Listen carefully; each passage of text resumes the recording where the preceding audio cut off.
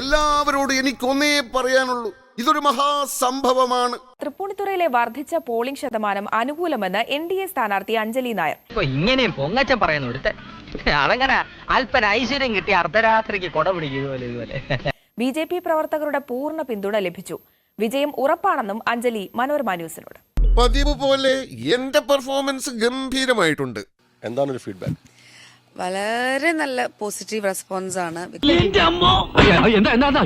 ഭയങ്കര ഇതുവരെ ഉണ്ടായിരുന്നതിനേക്കാളും അമിത പ്രതീക്ഷയിലാണ് ഞങ്ങൾ എല്ലാവരും ഉള്ളത്.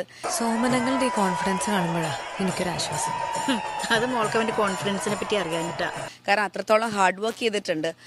എന്റെ മുടിപ്പര അമ്മജി ഇതെന്തൊരു ജമ്മം. പിന്നെ അതേപോലെ തന്നെ ജനങ്ങൾക്കാണെങ്കിലും എല്ലാ രീതിയിലും അവരുടെ മടുപ്പ് നമ്മുടെ ഈ പ്രചരണത്തിൽ അവർ അറിയിക്കുകയും ചെയ്തിരുന്നു. പക്ഷേ ഫ്ലാഷ് ബാക്കിലാണ് യഥാർത്ഥ സംഭവം നടക്കുന്നത്.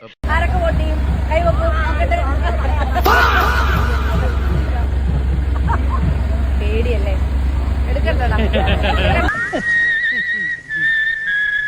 പോയി ചത്തുടടാ.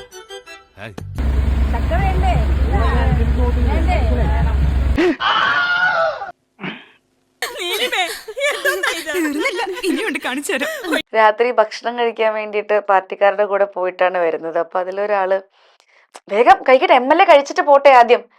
നീ MLAയോ? ഞങ്ങളുടെയൊക്കെ MLA ആണ്.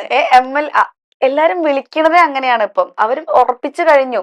എടാ നീ ശരിക്കും മണ്ടനാണോ അതോ മണ്ടനെ പോലെ അഭിനയിക്കാണോ? ശരിക്കും മണ്ടനാണ് സാർ.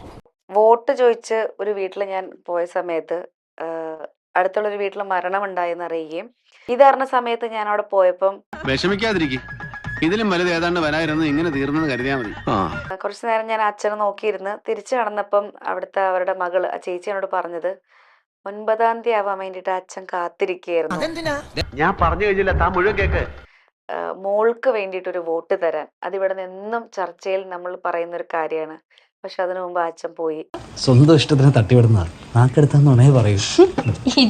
നല്ലവണ്ണം ഹാർഡ് വർക്ക് ചെയ്തിട്ടുള്ളത് കൊണ്ട് തന്നെ ആ ശതമാനം കാണുമ്പം അത് നമ്മൾക്കുള്ളതാണ് എന്നുള്ളത് പൂർണ്ണമായിട്ട് നമ്മൾ വിശ്വസിക്കുകയാണ്.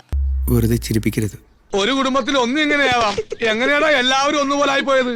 എന്നാ ഞങ്ങൾ അങ്ങ് ഇറങ്ങട്ടെ. ആയിക്കോട്ടെ, സന്തോഷായി.